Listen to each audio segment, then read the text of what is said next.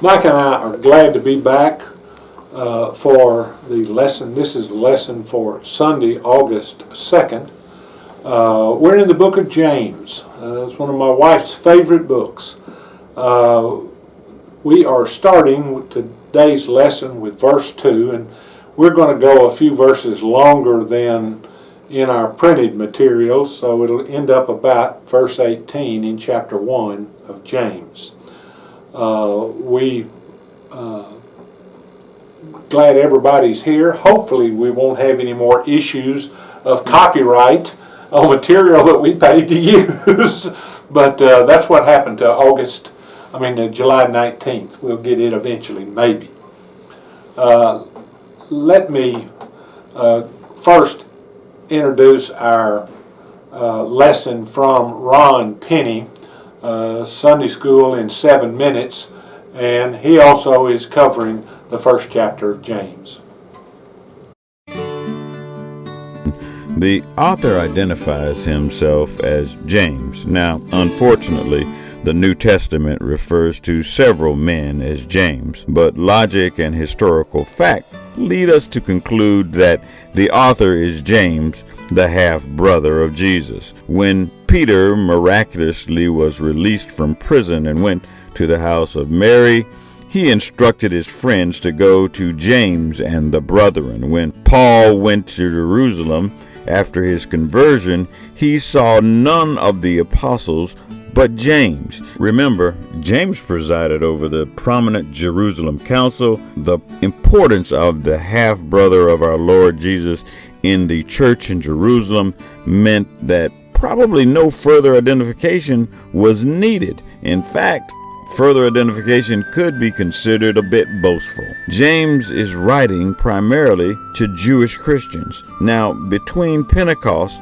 and the growing persecution of them, they were dispersed from Jerusalem. These dispersed Christians had many questions. Remember, the Bible did not exist at this point. Most epistles are written to specific churches, but James is writing a universal, a Catholic epistle to all people during a time that is critical in the history of the church. Remember, Old Testament Jewish believers have come to the faith through Jesus Christ. They now know that they are living under a new dispensation, under a new covenant. But Jews were called the people of the book. They were accustomed to a text, and they had questions that needed to be answered. James, in his first chapter, deals with the way Christians should handle adversity. Jewish tradition falsely assumed that God blessed those materially in response for their holy living. Conversely, those who did evil would experience divine discipline. James is writing to them and to us to expect adversity, he says. Consider it nothing but joy when, he didn't say if, he said when you fall into all sorts of trials. He informs us that these trials come in many different forms: financial, health, family, disasters. But when we encounter these trials, we are to wholeheartedly rejoice in them, knowing that God has sent them into our lives as a part of His sanctifying us and testing our faith. James wants us to look at adversity as a way of learning and growing. Now, James assumes that everyone has deficiencies in wisdom. If ever there is a time when we lack wisdom, it is apparently in the midst of adversity. We need divine wisdom in order to assess the situation and determine the right response for us to take. It is the kind of wisdom that God promises, but we've got to ask for it. Now, here James is encouraging us to pray for wisdom by assuring us that God will grant us our wisdom without shaming or humiliating us. I remember there used to be a commercial saying there's always time for Jell-O. Well, wisdom is like Jell-O. There's always a good time to ask God for wisdom, and God will grant us that wisdom if we are sincere in our request. James tells us to ask boldly, believing without doubtful thoughts. People with doubt in their prayers are like wind-whipped waves.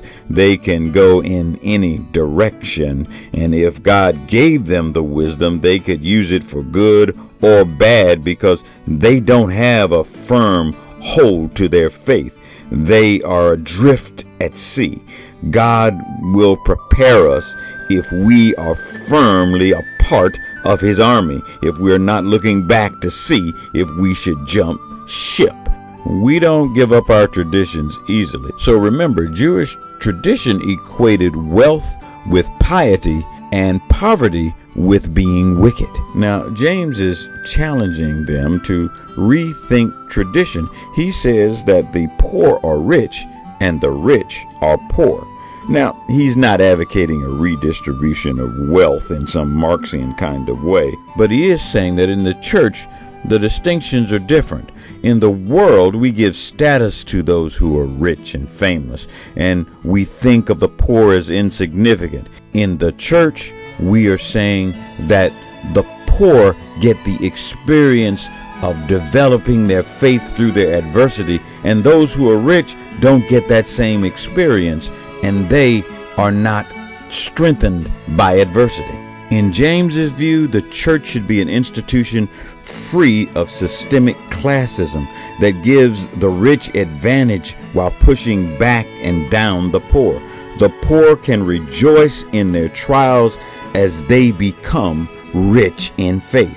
James recognizes that there are going to be rich believers and poor believers, but both should respond to their circumstances in a godly manner. The notion that pious and prosperous link hand to hand and wicked and suffering link hand to hand must be abandoned in the New Testament.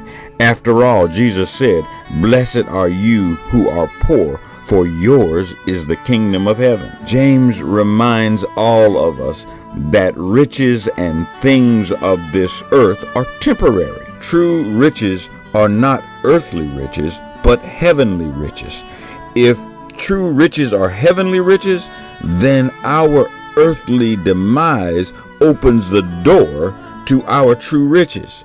And it should not just be poor people who want relief from this life so that they can go into heaven to receive their riches.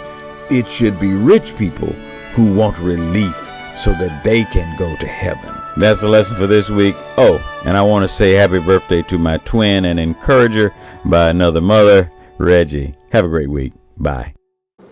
James is not just a book of the Bible. He is a man. One of the real critical disciples of Jesus that wasn't one of the original 12 or even of the 12 or 13 that followed his resurrection. James was the brother of Jesus. Ultimately, he was martyred when the temple was taken over by the Romans. James, well, what can I say? He did not think much of his brother when his brother Jesus was going through the countryside and proclaiming the gospel. As a matter of fact, he thought his brother was crazy, and at one point in time, he and his other brothers and sisters tried to lay hands on him and bring him into the house away from the people and tie him down until he came to his senses. But all of that changed sometime around Pentecost. And after that, you could not have asked for a more faithful, braver, more courageous disciple than was the disciple James. Now, James's letter has people either love it or hate it. Chuck mentioned Beth, his wife, loves it. It's one of my favorites. John Calvin loved it. Martin Luther absolutely hated it. As far as he was concerned, it was absolutely worthless. It had no business being in the Bible. He referred to it as an epistle of straw.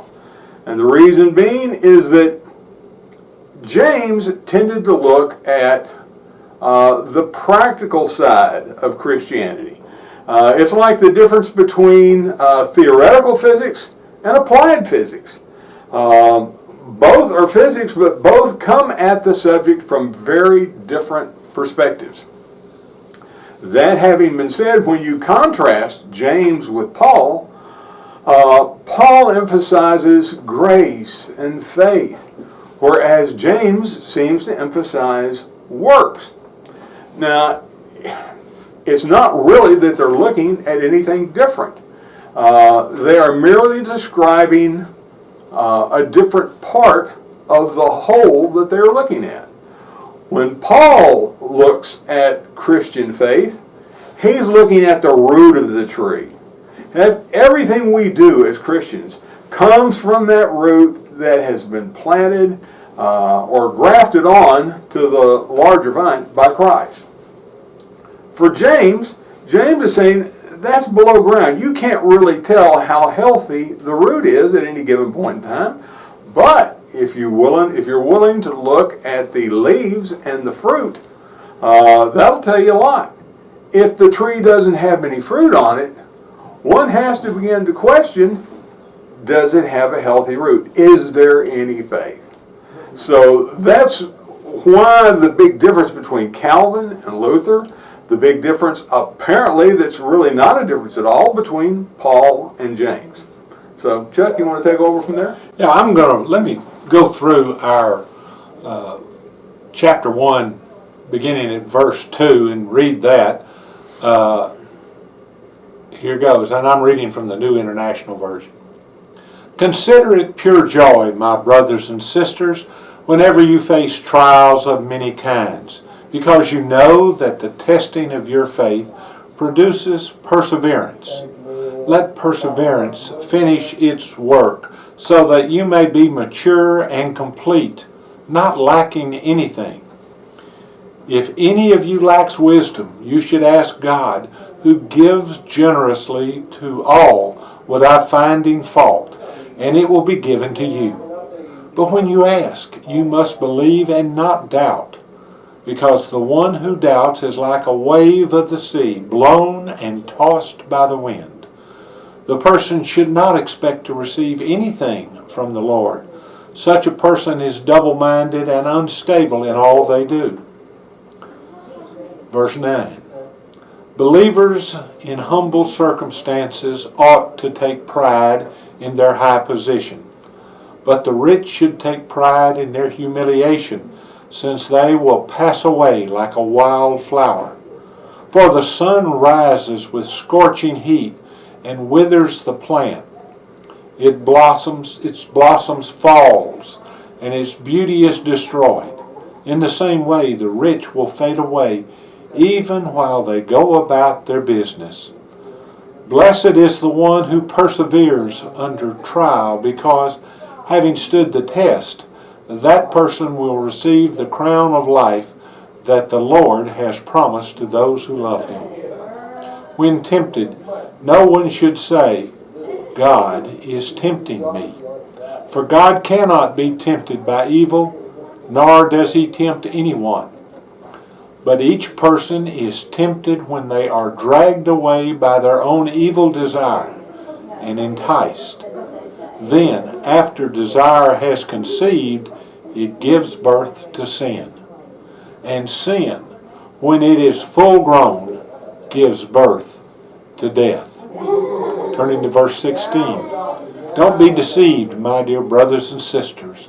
Every good and perfect gift is from above, coming down from the Father of the heavenly lights, who does not change like shifting shadows.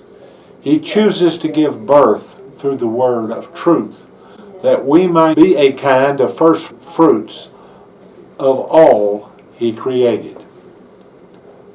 In trying to prepare for this lesson, I came across a story that had been used in a lesson by another author.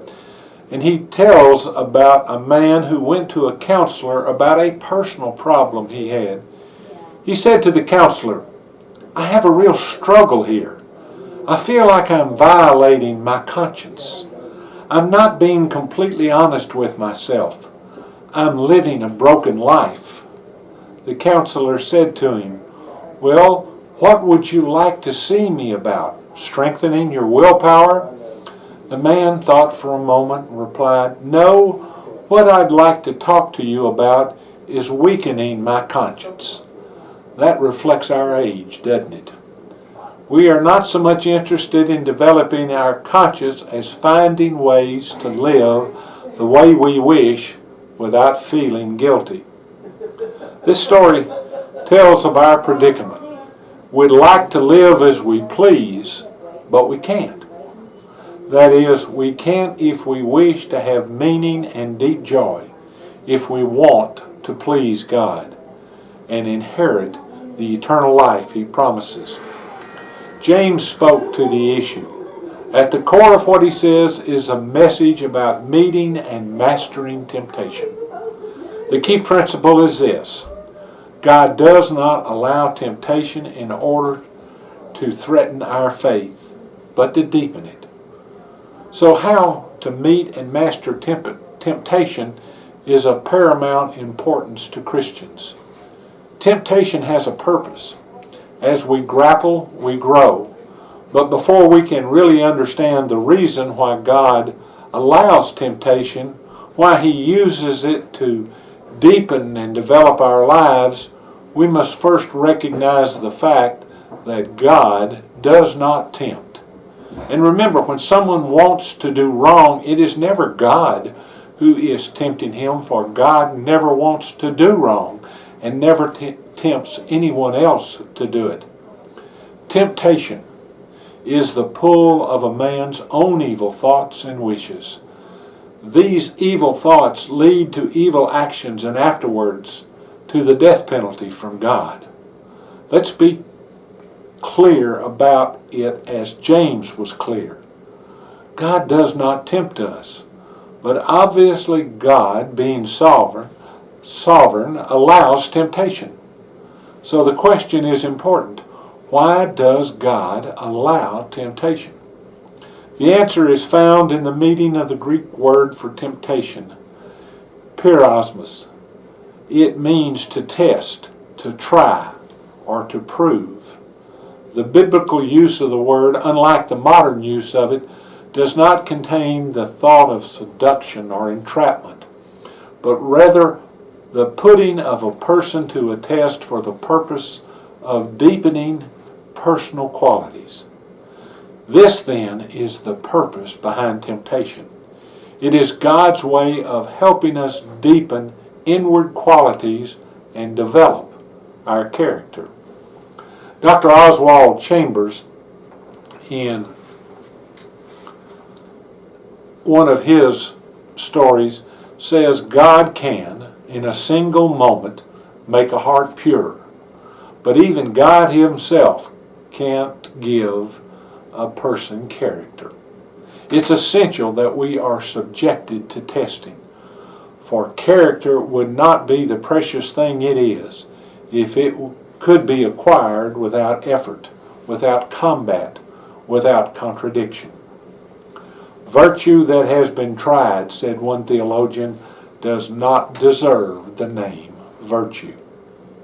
The word for temptation literally means to put to the test. So why does God allow temptation? 1, to develop character. 2, to bring us to a single-minded allegiance to God. And 3, to develop our prayer life. God allows temptation, but He does not allow us to be tempted beyond the point of no return. This is the way Paul puts it, the same way in 1 Corinthians 10, verse 13. Here we begin to get a glimpse of the deep underlying purpose as to why God allows us to be tempted. It is a testing ground by which we can turn fullness into power. Those who seek to follow in the footsteps of the Lord Jesus Christ must learn that the power of the Spirit is never realized, save through some wilderness of personal conflict with the devil. So here we are today, back with James's counsel on how to be rich and poor. James shares practical advice for those who are rich as well as for those who are poor. He recognized that riches may be a problem for the rich who believe that money is everything. And it may be a problem for the poor who come to believe that their needs can be met if only they had more money. So he's talking to both the rich and the poor. Let's begin by making a bold assertion. What we have does not determine whether we have the kingdom. James begins by addressing the poor, those who find themselves in humble circumstances or a low position, take pride in the fact that a high position awaits them in the kingdom of God. Maxie Dunham, President Emeritus of Asbury Theological Seminary in Wilmore, Kentucky, in his lesson on James writes, "We used to sing it in an old gospel hymn down in Perry County, Mississippi. This world is not my home. I'm just a passing through.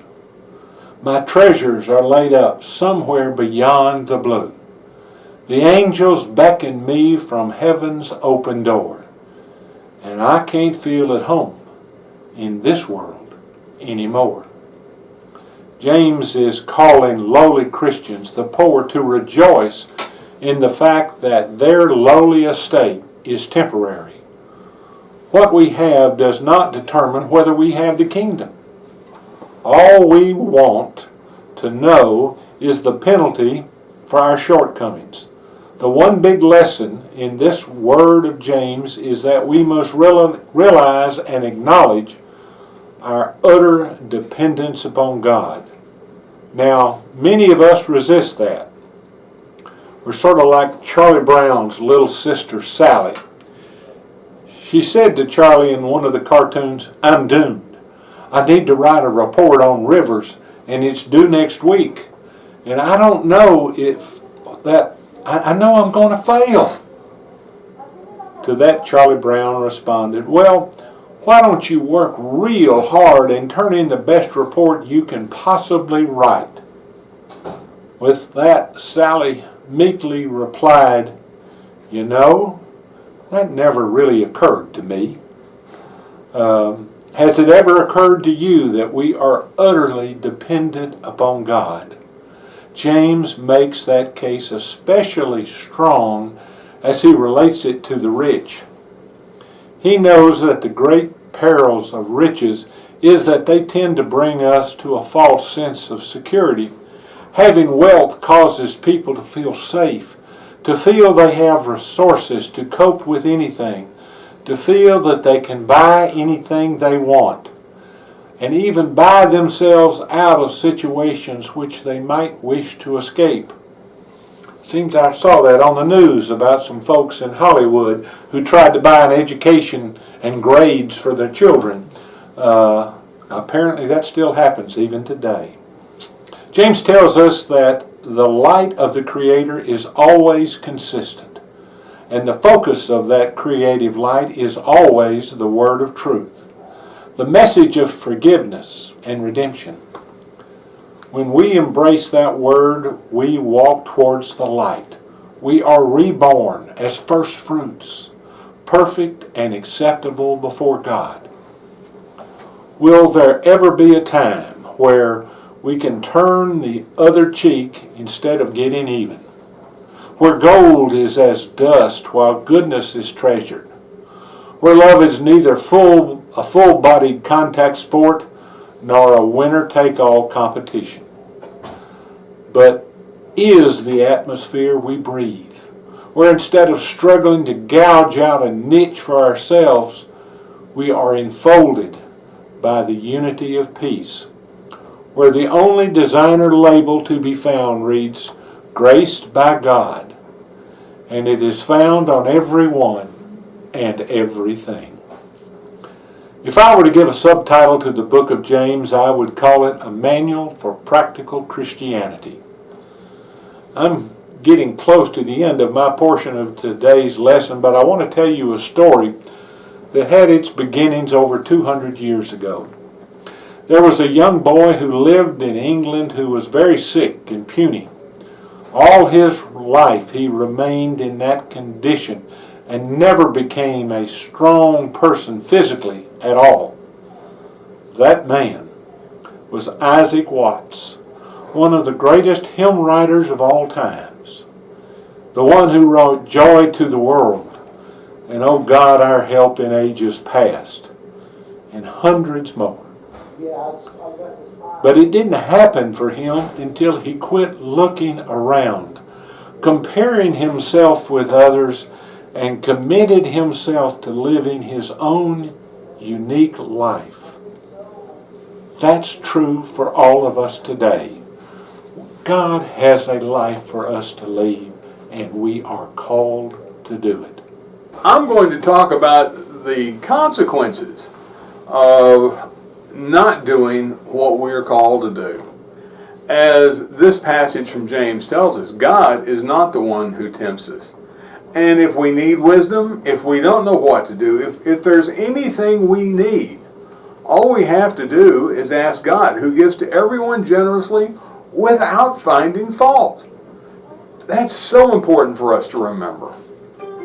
I remember when I was, I think 15, and I was in the senior high Sunday school class at First Presbyterian Church of Texarkana, Arkansas. Yep, right at home. And we had someone who had volunteered to be our Sunday school teacher. This teacher showed up one time.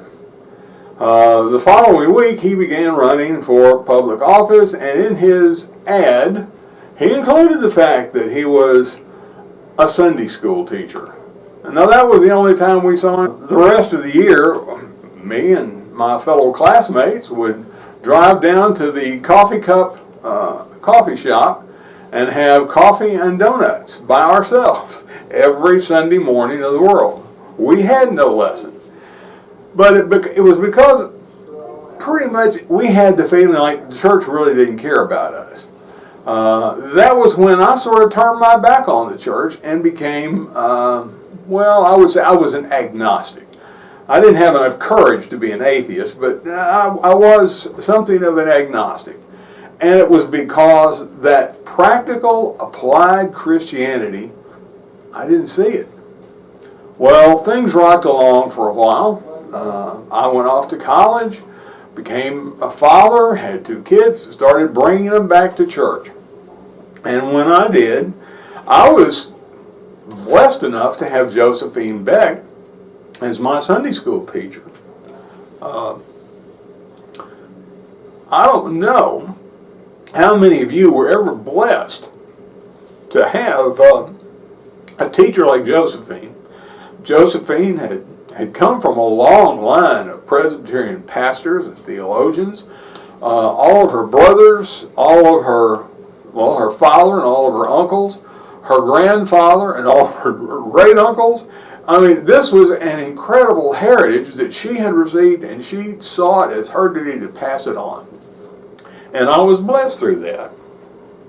Later, someone was foolish enough to ask me to teach the high schoolers. And I thought, well, Josephine did this for me. Why can't I do it for these kids and give them what I didn't get when I was their age? Well, what was neat was, my goodness, doors and windows started opening, the lights came on. Suddenly I began to understand things. As I tried to understand their questions and answer them, I was getting my own questions answered in the process. Well, another 10 years went by. And all at once, I began to get this feeling like I wasn't doing what I was supposed to. I had tried my hand at medical school, didn't like it. Tried my hand at construction. I liked building, but golly, the heat sure did get bad in the summer. I sold drugs for E.R. Squibb & Sons. Great company. I had a great drug to detail to the doctors, but it really didn't do anything for me. And as it happened, it was like, well, our church was inviting in interns from the seminary. And I remember the last intern we invited had to have been the most miserable looking human being I ever saw in my life. Hygiene just went right out the door whenever she entered a room. And I felt so disappointed that in my prayers that night I said, Lord, surely there's someone you can bring us. Surely there's someone you can call to come and serve this church. And someone to go to seminary. And the answer that I got, just as plain as anything, was, well, I've been calling you, but you haven't said yes. That was tough. I went home, had the chat with my wife. We called the seminary. We drove down to Austin, and she was not happy at all with this change of life. This idea that here at the age of 35, I was going to change careers yet again. What can I say? I'm a slow learner. In any event, we went down to the seminary. We visited. We saw where we could live as a family. We thought we had, or at least I thought we had all the questions answered. When we got back to Texarkana, Debbie's mom had been keeping the kids, dropped Debbie off and so she could visit with her mom, and I went to go pick Debbie and I up some burgers for supper. I wasn't gone 20 minutes, but in 20 minutes, that 8 or 9 hour drive to and from Austin, all the plans that we made on that trip just went right out the window. Suddenly it wasn't, well, when we come down, it was, if we come down. And she was serious as a heart attack about it. I really felt like God was forcing me to choose between my family and serving Him, which seemed to me like a false choice. It was only later that I read this first chapter of James and realized that, it's not God who's tempting me. It's not God who's trying to lead me astray. And that if I need something, God will give it to me. I went and talked to Reverend Davies, and I asked him, what's going on here? Why is God putting me through this? And he said, well, it could be that He's giving you a values clarification course. He said, you make the right decision here, and every decision you make after this one gets so much easier. Well, I thought about it, made sense, but I said, but why is He forcing me? It just seems so much like He's forcing me to choose between my wife and my God. And he said, well, that could be the choice that He's asking you to make.